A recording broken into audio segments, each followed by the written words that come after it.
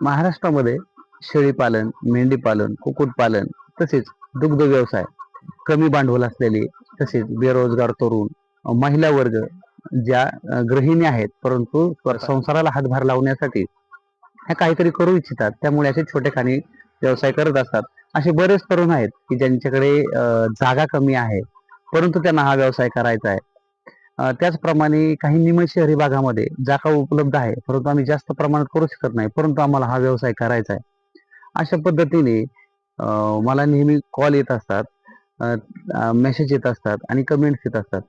त्यामुळे आज आपण असाच एक इंटरेस्टिंग व्हिडिओ बनवलेला आहे की कमी जागेमध्ये, कमी भांडवलामध्ये शेळीपालन किंवा मेंढीपालन तसेच याला पूरक व्यवसाय म्हणून आपल्याला कुक्कुटपालन याची जोड कशी देता येईल आणि कमीत कमी जागेमध्ये, कमीत कमी भांडवलामध्ये आपल्याला स्वतःचा व्यवसाय सुरू करून उद्योजक कसं होता येईल, तसेच कुटुंबाला हातभार कसा लावता येईल, यासाठी महिलांना, बेरोजगार तरुणांना आणि नवउद्योजकांना उपयुक्त असा ठरणारा व्हिडिओ आहे. आवडला तर लाईक करा, इतर पशुपालकांपर्यंत पाठवा आणि चॅनलवर नवीन असाल तर चॅनलला सबस्क्राईब करायला विसरू नका. नमस्कार मित्रांनो, आपल्या शिवम ॲग्रो युट्यूब चॅनलमध्ये मी शैलेश तुमचं मनापासून स्वागत करतो. मित्रांनो, आताच मी तुम्हाला सांगितल्याप्रमाणे आणि तुम्ही थंबनेलमध्ये पाहिल्याप्रमाणे शेळीपालन किंवा मेंढीपालनाबरोबर आपण पूरक व्यवसाय म्हणून कुक्कुटपालन हा व्यवसाय सुद्धा करू शकतो. मग अगदी कमीत कमी भांडवलामध्ये म्हणजेच 1 लाख रुपये भांडवलामध्ये हा तुम्हाला जर व्यवसाय सुरू करायचा असेल तर तुम्ही नेमकं काय नियोजन केलं पाहिजे, कसं नियोजन केलं पाहिजे याबद्दल आपण माहिती पाहणार आहोत. आपल्या चॅनलवरती नेहमीच आपण शेळीपालन, मेंढीपालन तसेच हा व्यवसाय कसा फायदेशीर आहे, शेळीपालन आणि मेंढीपालनामध्ये कोणता व्यवसाय तुम्हाला फायदेशीर येऊ शकतो, नवीन व्यावसायिकांनी नेमकी काय काळजी घेतली पाहिजे, व्यवसायामध्ये पडताना आपल्याला कोणत्या गोष्टी माहिती असल्या पाहिजेत, त्याचप्रमाणे शेळ्यांना आणि मेंढ्यांना होणारे आजार, त्यावरती असणारे लसीकरण या संबंधीमध्ये आपण सगळे व्हिडिओ बनवलेले आहेत. डिस्क्रिप्शन मध्ये लिंक आहेत, त्यात सुद्धा तुम्ही अगोदर पाहून घेणं गरजेचं आहे. तर मित्रांनो, आजच्या विषयाला अनुसरून हेच आपल्याला पाहायचंय की तुम्ही व्हिज्युअल मध्ये पाहत असाल की आपल्या गोट फार्म मध्ये मी असं मॉडेल तयार केलंय की ज्यामध्ये कमीत कमी जागेमध्ये आपण मेंढी पालनही करतोय. फक्त लहान बच्चांसाठी किंवा नवीन आपल्याकडे शेडवरती आलेल्या पिल्लांसाठी ते सेट होईपर्यंत 6 ते 7 महिन्यापर्यंत आपण त्यांना वेगळ्या कंपार्टमेंट मध्ये ठेवतो आणि मग ह्या मदर स्टॉक मध्ये, ह्या मोठ्या मेंढ्यांमध्ये त्यांना सोडतो. असे फक्त 2 कंपार्टमेंट आहेत. आता आपण जे व्हिज्युअल मध्ये पाहत आहोत यामध्ये आपण असं मॉडेल तयार केले की ज्याच्यामध्ये मेंढ्या आहेत आणि कोंबड्या सुद्धा आहेत. तर मित्रांनो, आपल्याला सुद्धा अशा पद्धतीने व्यवसाय सुरू करता येईल आणि ज्यामधून आपण आपल्या कुटुंबाला हातभार लावता येईल आणि आपण स्वतःचा व्यवसाय सुरू करू शकतो. ज्यांना या व्यवसायामध्ये आवड आहे त्यांच्यासाठी फार उपयुक्त हा व्हिडिओ ठरणार आहे. तर मग 1 लाख रुपये भांडवलामध्ये आपल्याला व्यवसाय कसा सुरू करायचा याचं आपण आता कॅल्क्युलेशन पाहूया.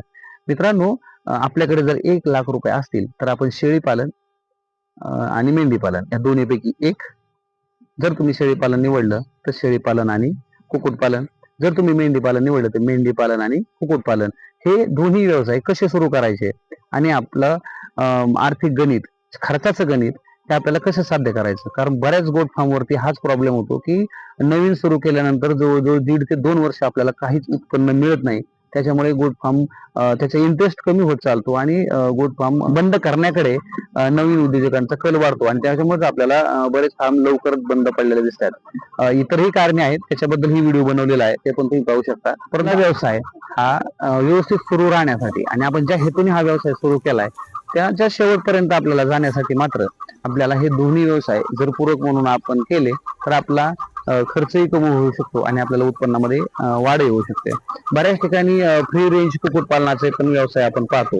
ह्या फ्री रेंज कुक्कुटपालनामध्ये काय असतं की त्यांना मुक्तपणे उकड्यावरती चरायला सोडलं जातं किंवा जे वेस्टेज आहे भाज्यांचं ते दिलं जातं. घरातील आपल्या सांडपाणी खरकट असेल तर ते सुद्धा कोंबड्या खातात किंवा खराब झालेला भाजीपाला असेल तर याचा उपयोग करून, तसेच हॉटेल वेस्टेजचा उपयोग करून आणि थोड्याफार प्रमाणामध्ये लेअरचं खाद्य जे मधून अंडी देणाऱ्या कोंबड्यांना सकस आहार मिळावा म्हणून ज्याप्रमाणे आपण मेंढ्यांसाठी किंवा डेअरी फार्मिंग मध्ये आपण पशु आहाराचा उपयोग करतो, चाऱ्याबरोबर थोडासा पोषक, त्याला पोषक खाद्य म्हणून आपण पशु आहार देतो, त्याच पद्धतीने यांना सुद्धा आपल्याला लेअर फार्मिंग देणं गरजेचं आहे. त्याच वेळी आपल्याला अंड्याची संख्या ही व्यवस्थित राहील.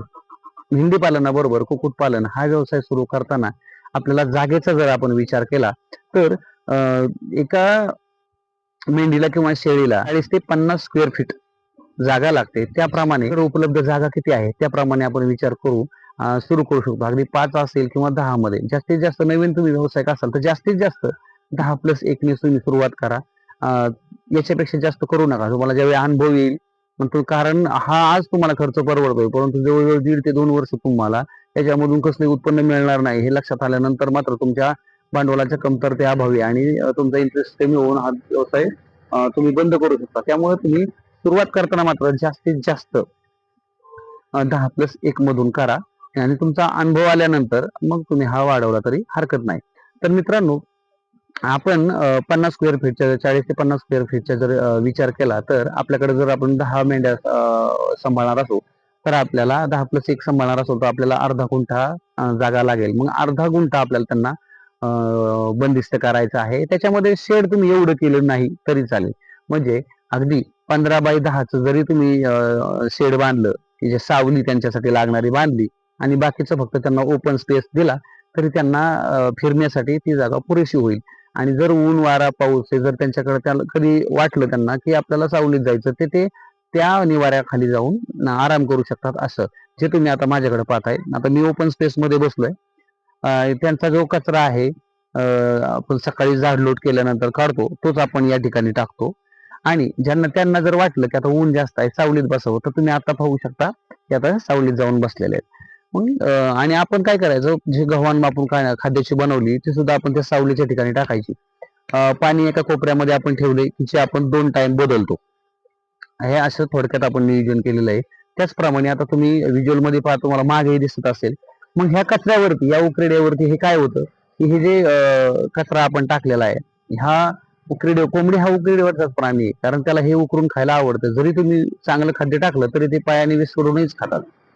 तसंच या मेंढ्यांखालची जी जाडलेली घाण आहे ती आपण या ठिकाणी टाकतो आणि हे दिवसभर याच्यामध्ये त्यांना हवं त्यावेळेस ह्याच्यावरती उकरत असतात. त्याच्यामध्ये होणारे कीटक कीड हे ते खाऊन आपलं पोट भरत असतात.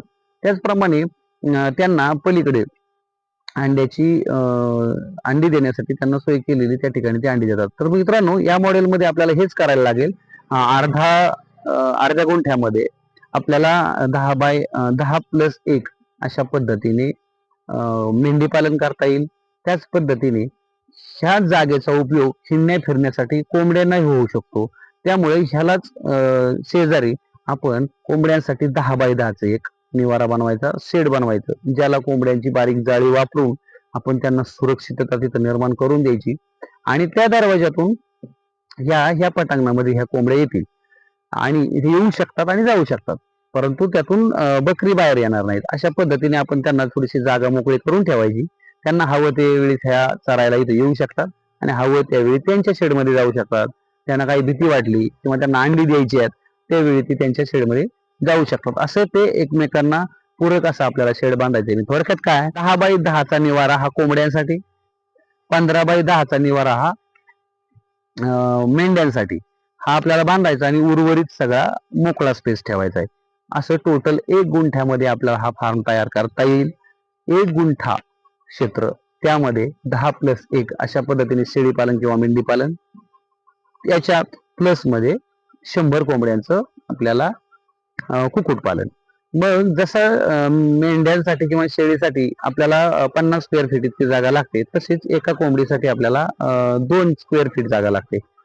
बरोबर, म्हणजे 100 कोंबड्या करणार असून तर त्या ठिकाणी आपल्याला 200 स्क्वेअर फीट जागा लागेल. आपल्या कॅल्क्युलेशन नुसार 200 स्क्वेअर फीट कोंबड्यांसाठी शेड, बरोबर, 300 स्क्वेअर फीट मेंढ्यांसाठी शेड, म्हणजे अर्धा गुंठा संपला. आणि अर्धा गुंठा हा ओपन स्पेस ठेवायचा ज्याच्यामध्ये आपण लेंडी खत आहे यासाठी आपल्याला हे अर्धा गुंठा ठेवायचा की जेणेकरून याच्यामध्ये मोकळ्या स्पेस मध्ये सुद्धा मेंढ्या असतील किंवा कोंबड्या असतील त्यांना फिरायलाही जागा उरेल आणि कोंबड्या आपल्या आनंदाने खाऊन आनंदाने त्याच्यामध्ये फिरू शकतात. मग ह्या पद्धतीने ह्या मोकळ्या स्पेसचा सुद्धा आपल्याला उपयोग करता येऊ शकतो. मित्रांनो, आपण एक गोष्ट पाहिली की आपल्याला किती जागा लागेल त्याचप्रमाणे दुसरी गोष्ट लागेल ती भांडवल. मग आता भांडवल तर आपण ठरवले 1,00,000 आपल्याला तयार करायचं, तर मग त्याचं डिस्ट्रीब्युशन कसं करायचं, त्याचं जर आपण कॅल्क्युलेशन काढलं तर 10/10+1 ची आपल्याला जर खरेदी करायची असेल, याच्यामध्ये आपण 3 ते 4 महिन्याच्या वयाची 15 किलोच्या आसपास वजन असलेले आपण 10 माद्या आणि 1 नर अशी जर आपण खरेदी केली तर याची सरासरी खरेदी आपली 50,000 ते 60,000 व्हायला हवी. याच्यापेक्षा जास्त होता कामा नये. 50,000 ते 60,000 रुपये आपल्याला जर त्यासाठी खर्च झाला, प्लस आपण 100 कोंबड्या घेणार आहोत, तर आपण लहान पिल्ले घेतल्यानंतर सुद्धा आपला खर्च कमी होऊ शकतो. अगदी 20 ते 22 रुपयामध्ये आपल्याला पिल्लू मिळतं. परंतु आपण 1 महिना लसीकरण झालेली जर पिल्लांची खरेदी घेतली तर ते आपल्याला 70 ते 80 रुपयामध्ये मिळू शकते. मग ते कोणते, अगदी गिरिराज असो, वनराज असो, कावेरी असो, डीपी क्रॉस असो, IRR असो किंवा ब्लॅक ॲस्ट्रोलॉबची असो, अशी कोणत्याही सुधारित जातीची जर आपण कोंबडी घेतली, कुक्कुटपालनासाठी कोंबडी निवडली, तरी सुद्धा आपल्याला यामध्ये 100 रुपयाच्या आतमध्ये 1 नग अशी याप्रमाणे आपली खरेदी होऊ शकते. म्हणजे 70 ते 80 रुपयामध्ये आपली खरेदी होईल. यामध्ये पुढच्या 2 महिन्यामध्येच आपल्याला त्याच्यापासून उत्पन्न सुरू व्हायला मदत होईल. त्यामुळे 1 महिना जर आपण व्यवसायामध्ये नवीन असेल तर मात्र आपण 1 महिना वयाची पिल्ले जर घेतली तर ते आपल्यासाठी फायदेशीर ठरेल. म्हणजे आपले संभाव्य तोटे आपल्याला कमी होऊ शकतात. मेंढ्या किंवा शेळ्या आपण ज्यावेळी आणणार आहोत त्यावेळी सुद्धा त्यांना गोठ्यात आल्यानंतर एकाच आठवड्याच्या आतमध्ये PPR ची लस देऊन घ्यायची. जर आपण माहितीच्या ठिकाणावरून जर पिल्लांची खरेदी केली असेल तर आपल्याला त्यांना कोणतं लसीकरण केलेलं आहे, कोणतं नाही केलं, याची पूर्ण माहिती घेऊन आपण लसीकरण PPR जर दिलेली असेल तर आपल्याला त्याची परत वर्षभर द्यायची गरज नसते. जर दिलेली नसेल तर मात्र आपल्याला देऊन घ्यावे लागेल. त्यामुळे सुद्धा प्रवासामध्ये आलेला थकवा वगैरे ह्या गोष्टी, यामुळे सुद्धा PPR ची लागण होण्याचा धोका असतो. त्याच्यामुळे सुरुवातीला पहिल्या आठवड्यामध्ये आपल्याला PPR ची लस द्यावीच लागते. अशा पद्धतीने आपण आपल्या मेंढीपालन व्यवसायाला सुरुवात करू शकतो. परंतु मेंढीपालनामध्ये आपल्याला लगेच उत्पन्न मिळायला सुरुवात होत नाही, कारण आपण जी पिलांची खरेदी घेतली ही 3 ते 4 महिने वयाची घेतली. एक मेंढी लागवड योग्य होण्यासाठी जवळपास 12 महिन्याचा वेळ लागतो, म्हणजे 1 वर्षाचा वेळ लागतो. 1 वर्ष वेळ लागणार असेल तर त्या 1 वर्षानंतर त्या गाभदार राहिल्यानंतर पुढच्या 5 ते 5.5 महिन्यानंतर त्यांना पिल्लू होणार. ते पिल्लू पुढच्या 4 ते 5 महिन्यानंतर विक्रीला येणार, 6 महिन्यापर्यंत विक्रीला येणार. हा काळ भरपूर मोठा असल्यामुळे आपल्याकडे उत्पन्नाचं कोणतंही साधन नाही, म्हणून आपण ही कुक्कुटपालनाची त्याला जोड देतोय. बरोबर. मग ह्या कुक्कुटपालनामध्ये अर्थकारण नेमकं कधी सुरू होतंय याचा जर आपण विचार केला तर याच्यामध्ये उत्पन्नाच्या बाजूचा जर विचार केला तर आता हे लक्षात येईल की ज्यावेळी आपण 1 महिना वयाची जी पिल्लं आणलेली आहेत तर त्यासाठी आपल्याला 7,000 रुपयाच्या आसपास खर्च होईल, 7 ते 8,000 रुपयाच्या आसपास खर्च होईल. आपण ज्यावेळेस निवारा बांधणार आहोत तेव्हा म्हणजे आपल्याला कोंबड्यांच्या जाळीने तो निवारा बनवायचा आहे, आणि त्या 10x10 मध्ये ज्या वेळेस आपण कोंबड्यांचा निवारा बनवणार आहोत त्याच्यामुळे त्यांना रात्रीची बसण्याची सोय, त्याच्यासाठी आपल्याला पायरी पद्धतीने बांबू जर लावले तर ते आरामशीर पद्धतीने बसू शकतात आणि जमिनीपासून वरती बसू शकतात. त्यामुळे आपण घूस आणि साप यांच्यापासून सुद्धा त्यांचं स्वतःचं संरक्षण करायला त्यांना मदत होईल. त्यामुळे ते वरच्या बांबूवरती बसणं पसंत करतात. मग अशा पद्धतीने आपण बांबूची व्यवस्था करायची. त्याचप्रमाणे त्या 10x10 मध्येच आपण तेलाचे डबे असतील किंवा माठ असतील, रांजण असतील किंवा कापडाची झोळी असेल, अशा पद्धतीने आपण अंडी घालण्यासाठी सुद्धा त्यांना व्यवस्था करायची. ही आणलेली पिल्ले ते पुढच्या 4 ते 5 महिन्यांवरती अंड्यावरती येतात. वयाच्या 3ऱ्या ते 4थ्या महिन्यामध्ये आपल्याला त्याच्यामध्ये असलेले त्या 100 पिलांमध्ये असणारे नर किती आहेत, म्हणजे कोंबडे किती आहेत हे लक्षात येईल. त्या कोंबड्यांची विक्री करून आपण आपलं गुंतवलेलं भांडवल मोकळं करू शकतो. त्यामुळे सुद्धा आपल्याला उत्पन्न मिळेल. म्हणजे पहिला टप्पा आपल्याला उत्पन्नाचा सुरू होईल अगदी 3 महिन्याच्या आतमध्ये. याच्यामधून आपल्याला जे नर आहेत, जर आपल्याला आखाडा असेल किंवा पौष महिना असेल तर यामध्ये कोंबड्यांची ग्रामीण भागामध्ये भरपूर मागणी असते, अगदी शहरी भागांमध्ये सुद्धा मागणी असते, आणि खवयांना तर 12ही महिने सारखेच. त्यामुळे गावरान कोंबड्यांची ही, देशी कोंबड्यांची ही मागणी कायमच असते.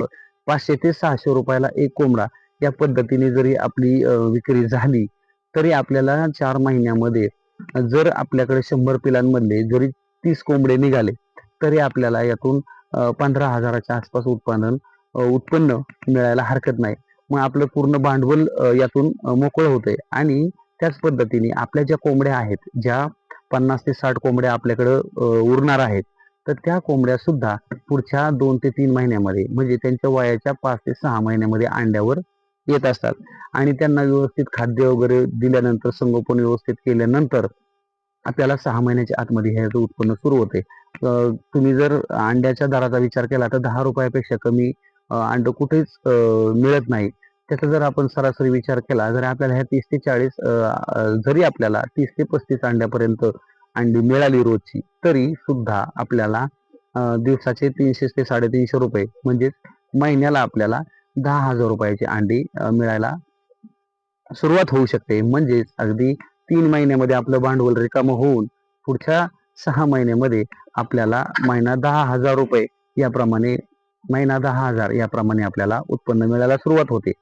त्याच पद्धतीने कोंबडी पालन सुद्धा आपलं 6 महिन्यामध्ये आपल्याला उत्पन्न सुरू होतंय. आणि त्यानंतर पुढच्या 1 ते 1.5 वर्षामध्ये आपल्याला मेंढी पालनाचं उत्पन्न सुरू होईल. अशा पद्धतीने आपण शेळी किंवा मेंढी पालन आणि कुक्कुटपालन यांचा एकत्रितपणे पूरक व्यवसाय म्हणून उपयोग करू शकतो. आणि जी फ्री रेंज मध्ये आपल्याला मेंढी पालन करायचंय आणि कोंबडी पालन करायचंय, त्यासाठी एकाच जागेचा उपयोग, म्हणजे मेंढ्याला फिरण्यासाठी सुद्धा जी जागा, तीच जागा फ्री रेंज म्हणून आपण कोंबड्यांसाठी जर वापरली तर अगदी 1 गुंठा जागेमध्ये आणि ₹1,00,000 भांडवलामध्ये हा व्यवसाय आपण सुरू करू शकतो. महिला असतील, बेरोजगार तरुण असतील किंवा या व्यवसायामध्ये उतरण्यासाठी इच्छुक असणाऱ्या तरुणांनी सुरुवातीला कमी भांडवलामध्ये, कमी जागेमध्ये आणि हा व्यवसाय आपल्यासाठी फायदेशीर आहे किंवा नाही हे समजण्यासाठी हा छोटेखानी प्रयोग केलाच पाहिजे. ज्याप्रमाणे मी हे मॉडेल तयार केलंय, यामध्ये आपण एकाच जागेमध्ये 1 गुंठा क्षेत्रामध्ये मेंढी पालन 10+1 आणि कोंबड्या 100 कोंबड्या या पद्धतीने आपण जर फ्री रेंज त्यांची एकत्र त्या जागेचा उपयोग केला आणि तसेच मेंढ्यांसाठी जे उकरडा आपण लेंड्या किंवा खत टाकण्यासाठी केलाय, त्याचाच उपयोग फ्री रेंज मध्येच आपण 1 गुंठ्यामध्ये केलेला आहे. अशा पद्धतीने जर आपण व्यवसाय सुरू केला तर नक्कीच तुम्हाला कमी भांडवलामध्ये जास्तीत जास्त उत्पन्न मिळेल. ज्या महिला वर्ग आहे, जो गृहिणी आहेत, ज्यांना घरी जबाबदाऱ्यांमुळे नोकरी किंवा करता येत नाही किंवा ते शक्य होत नाही, तेवढं रोजगार उपलब्ध करून देण्यासाठी त्यांना हा व्यवसाय फार मदत करू शकतो. त्याचप्रमाणे जे तरुण आहेत, ज्यांना यामध्ये फार इंटरेस्ट आहे, परंतु हा व्यवसाय नेमका कसा वर्कआउट होतोय हे पाहायचं असेल तर त्यांनी ही छोटेखानी सुरुवात करून अगोदर स्वतःचा अनुभव वाढवला तर तुम्हाला जास्तीत जास्त प्रमाणामध्ये नंतर या व्यवसायामध्ये स्वतःचा व्यवसाय वाढवून तुम्ही थोडासा कर्ज प्रकरण वगैरे करून तुम्ही मोठ्या प्रमाणामध्ये हा व्यवसाय सुरू करू शकता. परंतु सुरुवात करताना मात्र तुम्ही अशा पद्धतीने एक मॉडेल तयार करून छोट्या पद्धतीनेच हा व्यवसाय करावा अशी मी सगळ्यांना आवाहन करेल. व्हिडिओ माहितीपूर्ण आहे, शेवटपर्यंत पाहिल्याबद्दल मनपूर्वक धन्यवाद. आणि जर हा तुम्हाला उपयुक्त वाटला असेल, आवडला असेल तर लाईक करा, इतर पशुपालकांपर्यंत पाठवा आणि चॅनलवर नवीन असाल तर चॅनलला सबस्क्राईब करायला विसरू नका. जय जवान, जय किसान.